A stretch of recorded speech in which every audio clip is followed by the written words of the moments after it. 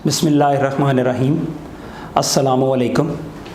Rise के platform से MD cat 2020 की ऑनलाइन क्लासेस में आप लोगों को खुशामदीद कहता हूँ। हमारे पास इस कोरोना की वबा के अंदर मजबूरन जो ऑनलाइन क्लासेस का सिलसिला है, इसको सुनने के लिए भी एक ख़ास किस्म का स्टेमिना चाहिए और इस पे अमल करने के लिए भी एक ख़ास किस्म का स्टेमिना चाहिए। मैं उम्मीद करता हूँ कि आप इंशाअल्लाह ताला हमारा साथ देंगे और अच्छी तरह से इन तमाम चीज़ों को समझ भी पाएंगे और इन पे अमल भी कर पाएंगे। बायोलॉजी में जैसा कि आपको पता है 2019 के एमडी कैट में 80 MCQs आए। नया पैटर्न मुतारफ़ करवाया जाए हो सकता है, लेकिन अभी हम पुराने पैटर्न के मुताबिक ही चलेंगे। UHS के 2019 के सिलेबस में जो यूनिट आज हम डिस्कस करने वाले हैं वो है क्रोमोसोम एंड DNA। इस चीज़ को शुरू करने से पहले हम एक चीज़ को ज़रूर समझेंगे कि हमारी शक्लो सूरत, हमारी वज़ाकता हमेशा हमारे एंसेस्टर्स के साथ मिलती है, हमारे माँ बाप के साथ मिलती है। उसकी मेन वजह एक इकाई है जिसे बोलते हैं जीन। जीन के बारे में आपने सुन रखा है कि वो DNA का टुकड़ा होता है और DNA रैप अप होके जिस स्ट्रक्चर में मौजूद है उसे हम नाम देते हैं क्रोमोसोम। हमारे अंदर, आप में, मुझ में ये जो विरासत की मुंतकिली है इसी क्रोमोसोम के ज़रिए होती है। इसी विरासत की मुंतकिली को इंशाअल्लाह ताला हम आने वाले लेक्चर्स में और आज के लेक्चर में कोशिश करेंगे कि समझ सकें। जैसा कि आप देख सकते हैं कि यूनिट का नाम क्रोमोसोम एंड DNA है। पहली इकाई हमारे पास क्रोमोसोम है। आज के लेक्चर में हम इसी क्रोमोसोम को ही देखेंगे। DNA इंशाअल्लाह ताला आने वाले लेक्चर्स में हम डिस्कस करेंगे। सबसे पहले जब हम किसी भी चीज़ को पढ़ते हैं तो उसकी शुरुआत पे जाना पड़ता है। यहाँ पे हम डिस्कशन की शुरुआत करेंगे कि हमारे पास एक यूकैरियोटिक सेल है। यूकैरियोट्स में और प्रोकैरियोट्स में आपने फ़र्क पढ़ रखा है। ऐसा सेल जिसमें एक मुकम्मल न्यूक्लियस पाया जाए विद न्यूक्लियर मेम्ब्रेन, उसे हम नाम देते हैं यूकैरियोटिक सेल का। और अगर ऐसा सेल जिसमें nuclear material without nuclear membrane अंदर मौजूद हो एक सेल के अंदर, तो उसे हम प्रोकैरियोटिक सेल कहते हैं। यहां पे हम जो डिस्कस करेंगे वो करेंगे यूकैरियोटिक सेल को। तो एक यूकैरियोटिक सेल है हमारे पास जिसमें आपको न्यूक्लियस दिखाई दे रहा है। इस न्यूक्लियस को अगर हम बाहर अया करें, बाहर हम फोकस करें, बाहर निकाल के देखें, तो हमें इसके अंदर सुपरफिशियली 3 इकसाम के स्ट्रक्चर्स नजर आएंगे। सबसे पहले इसके ऊपर जिसमें ये मैंने सुराख क्रिएट किए हैं, ये बेसिकली न्यूक्लियर पोर्स शो हुए हैं और ये जो मेम्ब्रेन जो पूरे के पूरे न्यूक्लियस को कवर किए हुए हैं इसे हम नाम देते हैं न्यूक्लियर मेम्ब्रेन का। मैं दोबारा बोल देता हूं कि न्यूक्लियर मेम्ब्रेन के अंदर ये खास किस्म के पोर्स मौजूद होते हैं जो आप सेल बायोलॉजी के यूनिट में पढ़ेंगे। ये न्यूक्लियर पोर्स जो हैं ट्रांसपोर्टेशन में मदद करते हैं। अब न्यूक्लियर मेम्ब्रेन के अगर हम अंदर की तरफ जाएं तो फिर क्या होगा, हमें एक विदाउट मेम्ब्रेन एक स्ट्रक्चर नजर आएगा जिसे हम नाम देते हैं न्यूक्लियोलस का। यहां पे एक MCQs आपने याद रखना है कि न्यूक्लियोलस किस चीज से मिलके बना होता है। न्यूक्लियोलस हेट्रोक्रोमाटिन से मिलके बना है, यानी क्रोमाटिन की वो फॉर्म जो हाईली कंडेंस्ड होती है, जो अपने आप को कभी भी किसी भी जगह पे एक्सप्रेस नहीं करती, उस चीज को हम नाम देते हैं हेट्रोक्रोमाटिन का। तो न्यूक्लियोलस की कंपोजिशन का ये MCQs आपने याद रखना है, बुक में मौजूद नहीं है कि हेट्रोक्रोमाटिन जो है वो न्यूक्लियोलस की तख्लीक करता है। अब इसके बाद जी हमारे पास ये जो बिखरा हुआ धागानुमा स्ट्रक्चर मौजूद है इसे हम नाम देते हैं क्रोमाटिन बॉडी या क्रोमाटिन बॉडीज अगर जमा में बोलें तो। क्रोमाटिन बॉडीज डीकंडेंस या अनकंडेंस्ड फॉर्म है। मतलब क्या है इसका कि ये पूरे का पूरा स्ट्रक्चर बिखरा हुआ है, गुच्छे बने हुए हैं इसके, ये एक जगह पे इकट्ठा नहीं है, इस वजह से इसे नाम देते हैं डीकंडेंस का या हम नाम देते हैं अनकंडेंस का। अब क्रोमेटिन बॉडीज कंडेंस होते हैं। कब होते हैं? ये कंडेंस होते हैं at the time of cell division.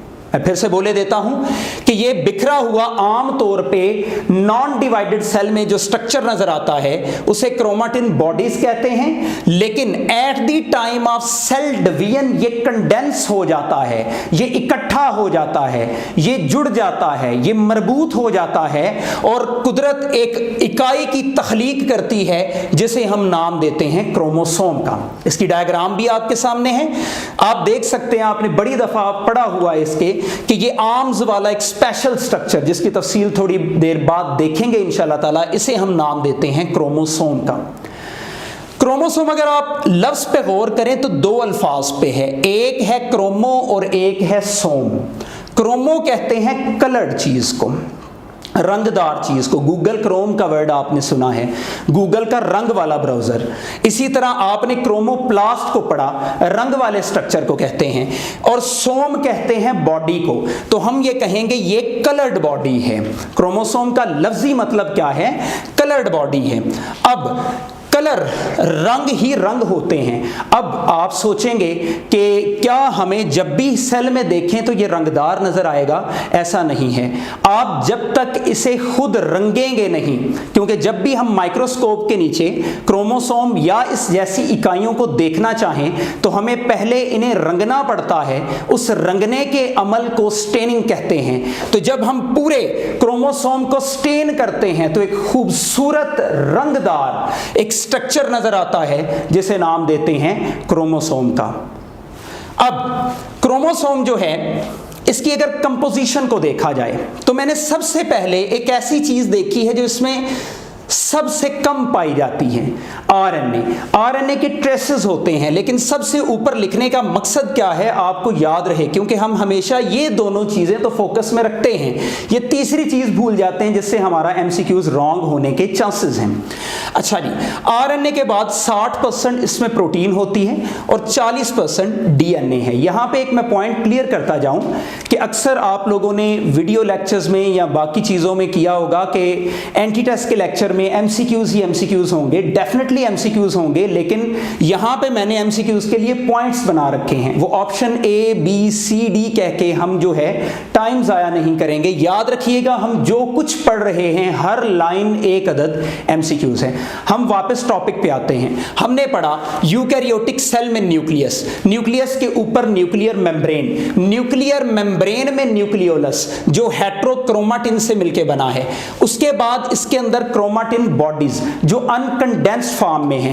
Uncondensed form जब कंडेंस होती है at the time of cell division वो बनाती है क्रोमोसोम। क्रोमोसोम एक कलर्ड बॉडी है, एक रंगदार जिस्म होता है जब हम इसे देखने के लिए रंगते हैं। उसके बाद इसकी कंपोजिशन में आरएनए, प्रोटीन और डीएनए अपने अपने तनासुब से मौजूद हैं।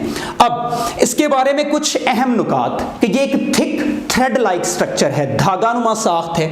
इसे दरियाफ्त किया था वाल्डर फ्लेमिंग ने 1882 में, और इसने किसमें देखा था? सैलमेंडर लार्वा के अंदर देखा था। साहिलों को छोड़कर गहरे समुंदर तक गए, हम किसी को देखने आंखों के अंदर तक गए। बताने का मकसद क्या है कि वाल्डर फ्लेमिंग ने सैलमेंडर लार्वा के अंदर जो है इस चीज की स्टडी की। इसको जब खंगाला तो उसे पता चला कि ये कुदरत की स्पेशल क्रिएशन जो है क्रोमोसोम इस सैलमेंडर लार्वा में पहली दफा उसने दिखा के दुनिया को दंग कर दिया। अब इसका साइज एक स्पेसिफिक है, ये भी एक एमसीक्यूज है कि 5 सेंटीमीटर साइज है। फिर इसमें जो डीएनए के न्यूक्लियोटाइड्स हैं 140 मिलियन हैं। ये कुछ पॉइंट्स हैं जो आप लोगों को एमसीक्यूज में काम आ सकते हैं। अब एक बहुत अहम पॉइंट जो मैंने यहां पे दर्ज किया है वो क्या है कि प्रोकैरियोट्स में क्रोमोसोम किस तरह का होता है। तो याद रखिएगा, जो प्रोकैरियोट्स हैं इनमें सिंगल डीएनए ही एक क्रोमोसोम बनाता है। ये बहुत अहम पॉइंट है, एमसीक्यूज पॉइंट ऑफ व्यू से पूछा जाता है, पूछा भी गया है प्रीवियस एमडीकैट के पेपर्स में कि प्रोकैरियोट्स में सिंगल डीएनए बराबर होता है एक क्रोमोसोम के। अब यहाँ पे हमारी सेकेंड ईयर बुक में जब हम क्रोमोसोम का इंट्रोडक्शन पढ़ते हैं उसके बाद क्रोमोसोम्स की तादाद लिखी हुई है डिफरेंट स्पीशीज के अंदर। हर स्पीशीज में क्रोमोसोम की तादाद डिफरेंट है। मैंने एक अदद निमोनिक एक फार्मूला बनाया उस चीज को याद करने के लिए। आपने याद रखना है PF MHC SFM, PF महक सफम, PF महक सफम। अब इसी तरह जब आप किताब पे देखेंगे P से पेनिसिलियम होगा, F से फर्न्स होंगे, M से मॉस्किटो होगा, H से हनी बी होगी, C से कॉर्न होगी, S से शुगर कैन होगा, F से फ्रॉग होगा, M से माउस होगा। अब याद करने का तरीका, आपने कुल मिला के 8 नाम हैं तो 8 पपोटों पे फिंगर टिप्स पे इन्हें गिन लेना है और फिर आपने कहना है 1, 500, 6, 32, 40। इस तरह जब आप गिनेंगे तो इंशाल्लाह ताला ये आपको पूरी तरह से क्रैम हो जाएगा। अब एक चीज याद रखिएगा कि किसी भी जानदार में क्रोमोसोम की तादाद भी खास होती है जैसे कि मैंने जिक्र किया, और इसकी अरेंजमेंट भी खास होती है जो उसको उसकी इंडिविजुअलिटी देता है, उसको उसकी शनाख्त देता है। क्रोमोसोम की इस तरतीब की ही वजह से किसी चीज़ की शनाख्त बनती है, किसी जानदार की शनाख्त बनती है। अब इस तरतीब को हम नाम देते हैं कैरियोटाइप का।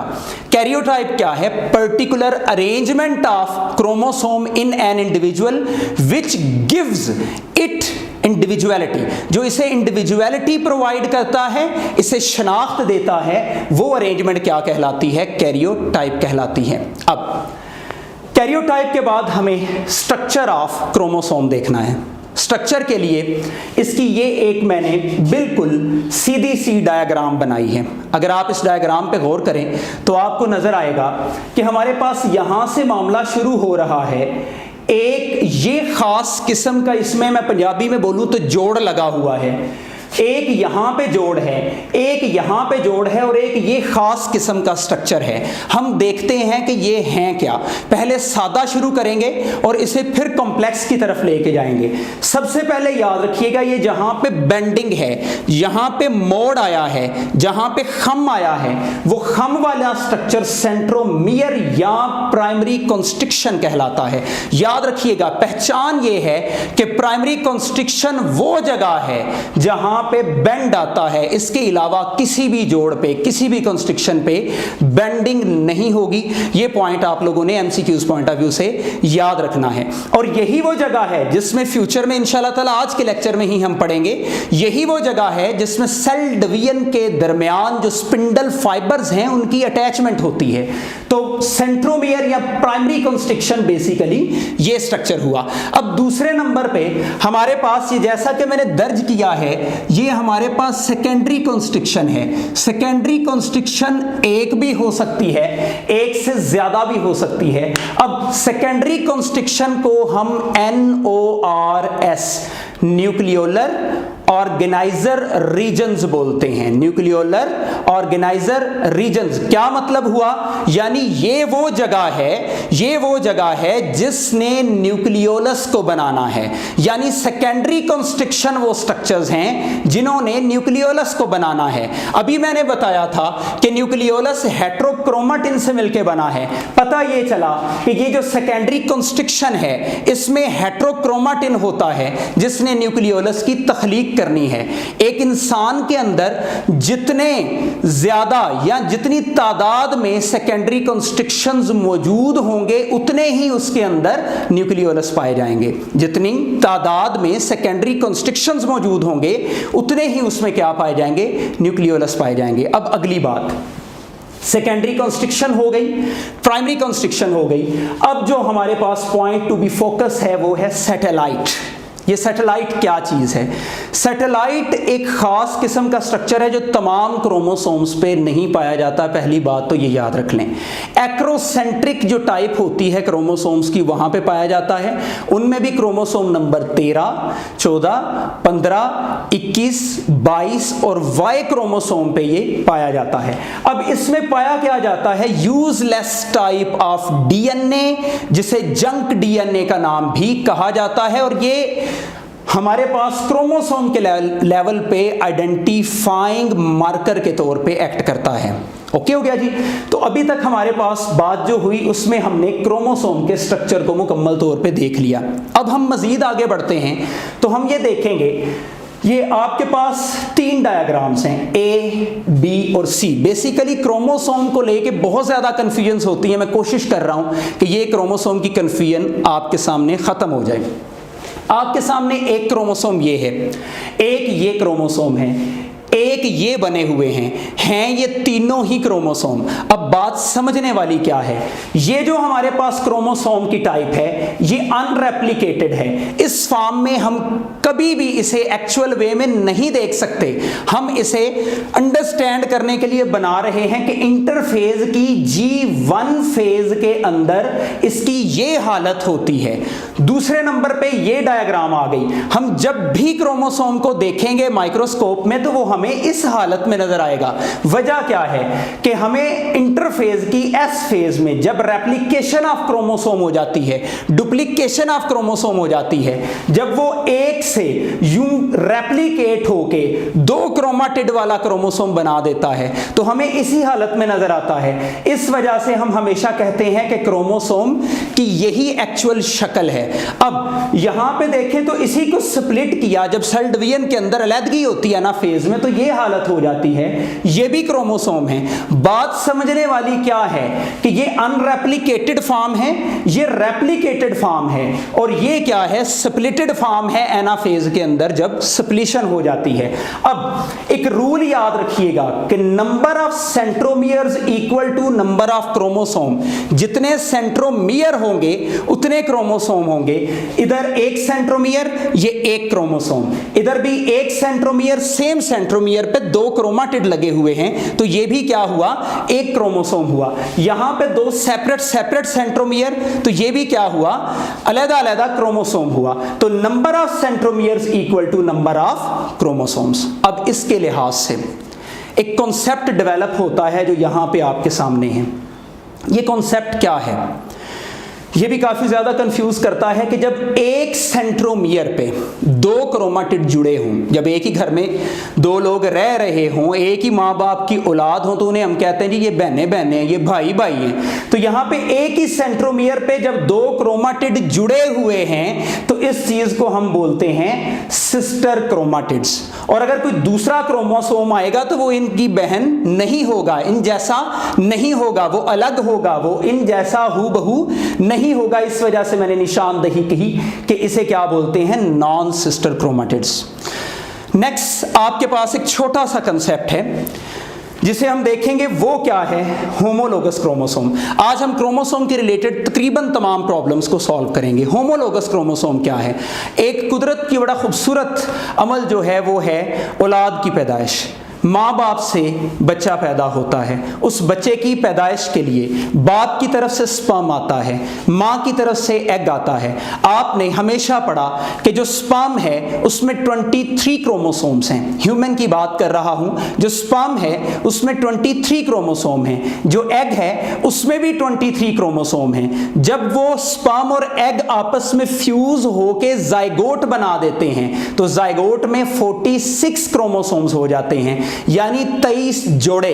अब अल्लाह ताला ने अगर एक मर्द और औरत को मिला के एक जोड़ा बनाया और उससे औलाद की पैदाइश ली तो अल्लाह ने यहां तक नहीं, उसका शाहकार देखिए कि उसने सेल्स को भी मिला के वहां पे हर एक क्रोमोसोम का जोड़ीदार पैदा कर दिया। अगर मेल में एक तरह का क्रोमोसोम है तो उसका जोड़ीदार जो है उसकी फीमेल के अंदर मौजूद होगा। जब तक वो साथ नहीं मिलेंगे कभी भी किसी भी करैक्टर को एक्सप्रेस करना नामुमकिन होगा।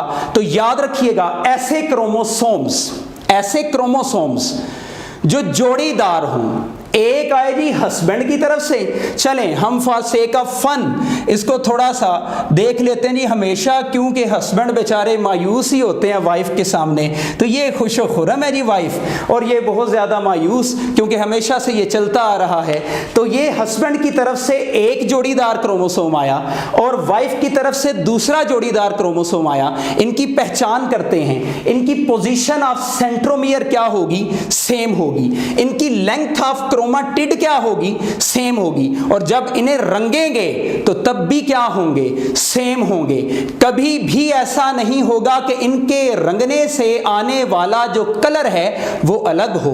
मुझ पे अब रंग तुम्हारा है, तू भी कह दे कि अब हमारा है। कहने का मकसद क्या कि ये जो दो हमारे पास क्रोमोसोम हैं एक जैसे हैं, अब इन्होंने मिलना है, आपके और मेरे करैक्टर पैदा होने हैं। अब यही चीज है होमोलोगस क्रोमोसोम। इसी की बुनियाद पे हैप्लॉइड और डिप्लॉइड इंशाल्लाह ताला हम सेल साइकिल में पढ़ेंगे।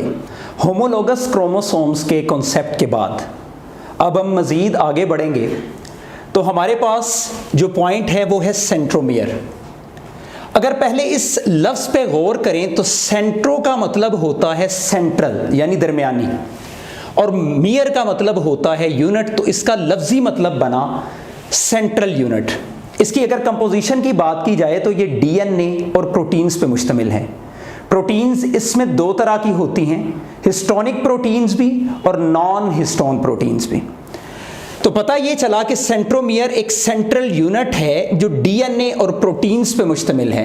अब इस सेंट्रोमियर को बेसिकली अगर हम देखें तो होता ये क्रोमाटिन ही है, लेकिन हेट्रोक्रोमाटिन होता है जो कभी भी एक्सप्रेस नहीं होता, यानी ना इसकी ट्रांसक्रिप्शन हो सकती है और ना ही इसकी ट्रांसलेशन हो सकती है। अब आपको यहां पे इस डायग्राम में नजर आ रहा है कि ये वो सेंट्रल पॉइंट, ये वो सेंट्रल पोजीशन जो इन दो क्रोमोसोम्स को आपस में जोड़े हुए है, आपस में मरबूत रखे हुए है, यही सेंट्रोमियर है। यहां पे एक पॉइंट आपने समझना है कि ये काइनेटोकोर क्या है। बेसिकली काइनेटोकोर इसी सेंट्रोमियर पे मौजूद प्रोटीन्स होती हैं और इनका काम क्या है वो इस लफ्ज के मतलब से ही देखते हैं। काइनेटो का वर्ड काइनेटिक्स से निकला है जिसका मतलब है मूवमेंट, मोशन, और कोर मतलब सेंट्रल। मतलब ये कि ये सेंट्रल पोजीशन है जो मूवमेंट में मदद देती है। मूवमेंट कौन सी? सेल डिवीजन के दरमियान एनाफेज में जब स्पिंडल फाइबर अटैच होते हैं सेंट्रोमियर की जिस पोजीशन पे, वो पोजीशन काइनेटोकोर है। यही वो जगह है जिसने उन स्पिंडल फाइबर्स की मदद से क्रोमोसोम को अलग करके मूव करवाना है। इस वजह से इसे कहा जाता है कि ये मूवमेंट में मदद देने वाली चीज है।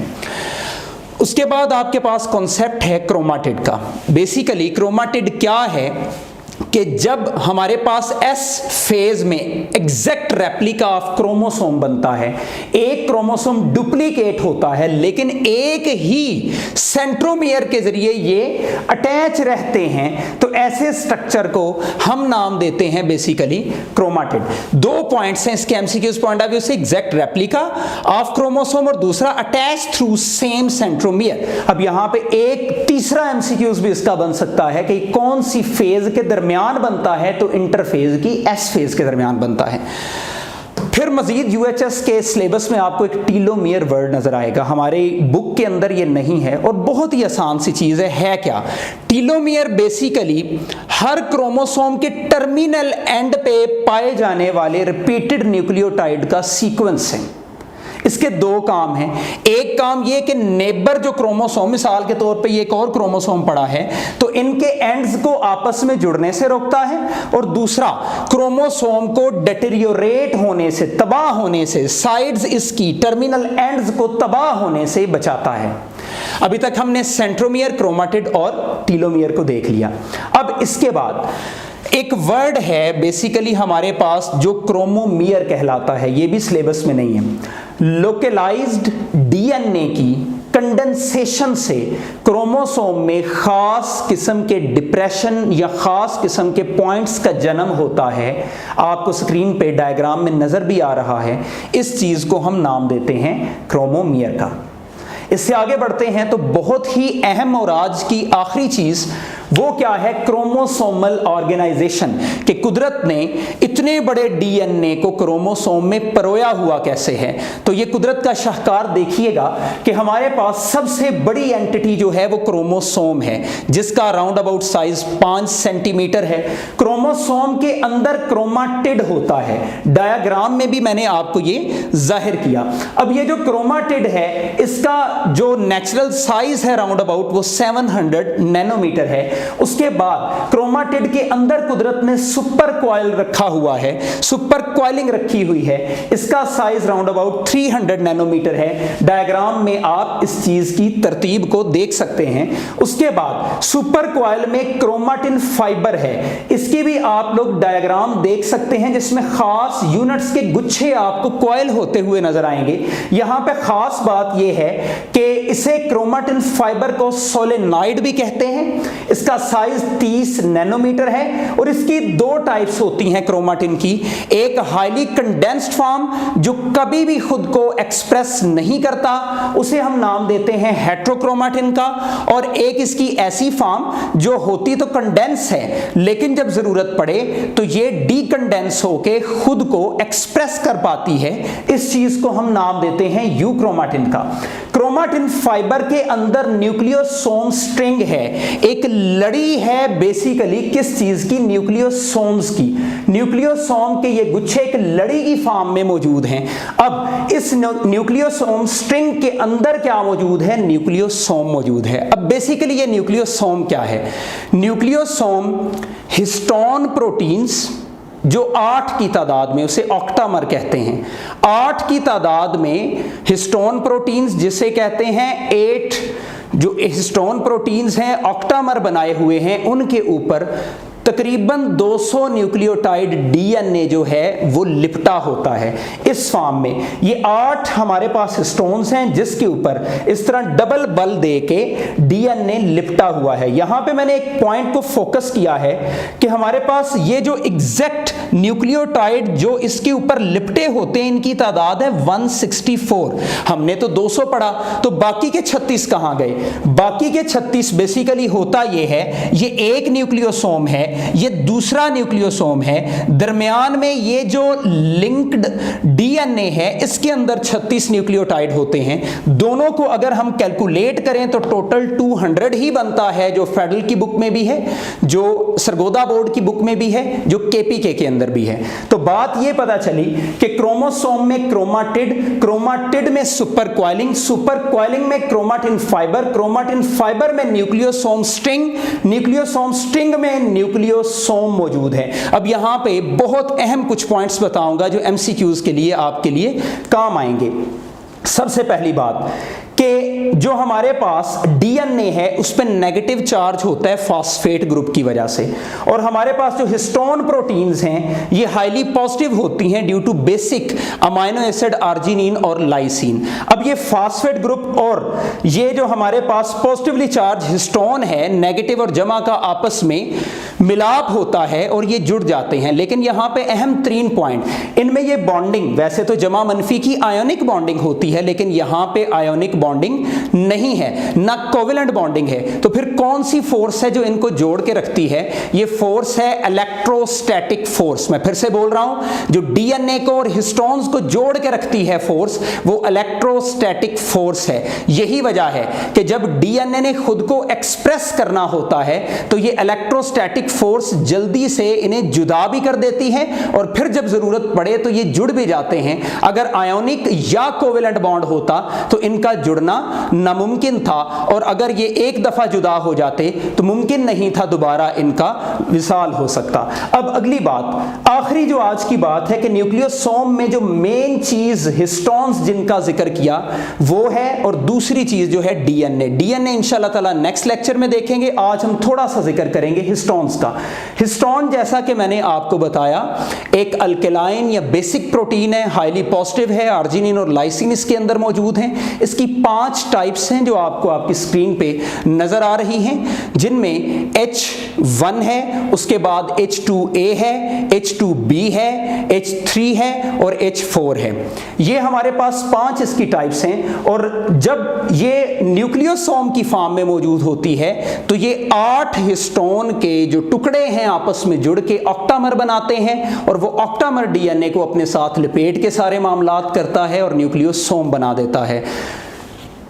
सेंट्रोमियर की पोजीशन के लिहाज से कुल मिला के 4 टाइप्स होती हैं क्रोमोसोम को, जो आपकी स्क्रीन पे नज़र आ रही हैं। उसके अलावा आपने इस फार्मूला से इसे याद रखना है, TASM तसम, टीलोसेंट्रिक, एक्रोसेंट्रिक, सब मेटासेंट्रिक और मेटासेंट्रिक। उम्मीद है आज की सारी बातें जो क्रोमोसोम से मुताल्लिक थी वो आपको समझ आई होंगी। अल्लाह ताला आपका हमारा साथ बबरकत रखे और मुझे उम्मीद है इंशाअल्लाह ताला इस सफ़र में आपके लिए दायमी कामयाबी होगी। अल्लाह निगहबान।